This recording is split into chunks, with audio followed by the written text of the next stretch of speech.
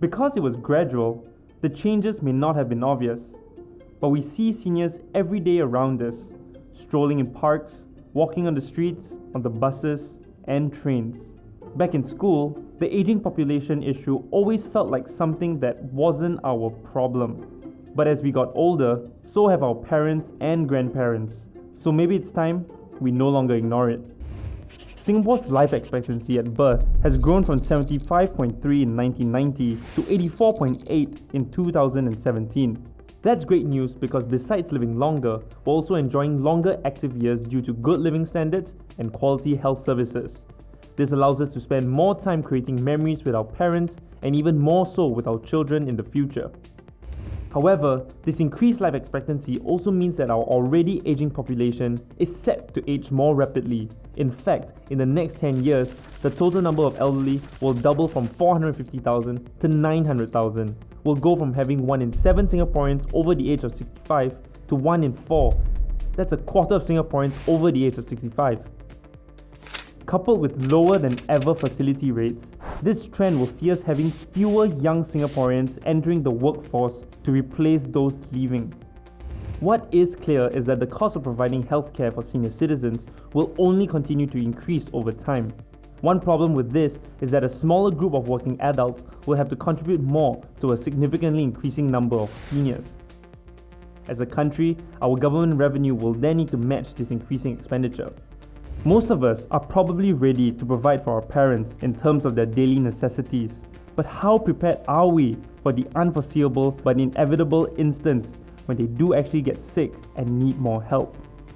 Singapore is a very heterogeneous population. Some of the policies we have learned, of course, from other countries is to keep people healthy.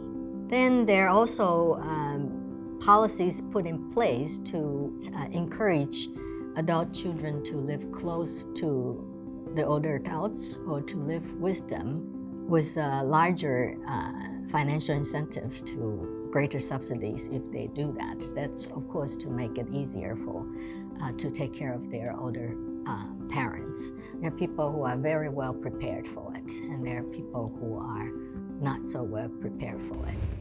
Currently, Singaporeans are already receiving up to 75% subsidy for medications at specialist outpatient clinics and polyclinics, with Pioneer and Merdeka generations receiving additional subsidies for life. There are plans such as MediSave and MediShield Life put into place to help the older generation pay for healthcare costs.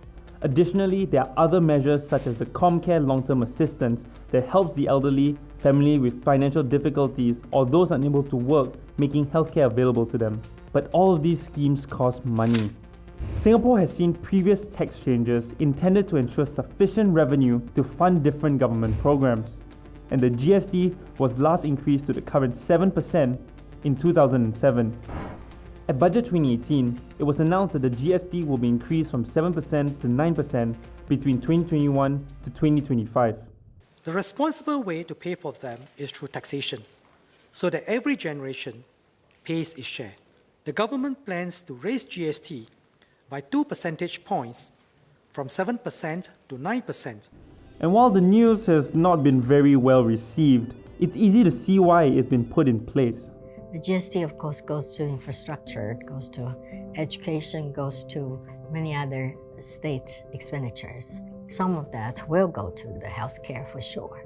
Here we, of course, rely on CPF and MediSave, and there are various measures that the government had pushed out to subsidize many aspects of the healthcare for generations, like Pioneer generation, Merdeka generation. If we were to look at the example of healthcare, the sheer increase of those above 65 would mean having to deal with the impending rise in the amount of subsidies, consultation, medicine, treatment, technology, and stays in hospitals. All of these come at a cost and with an additional 2 cents to the dollar.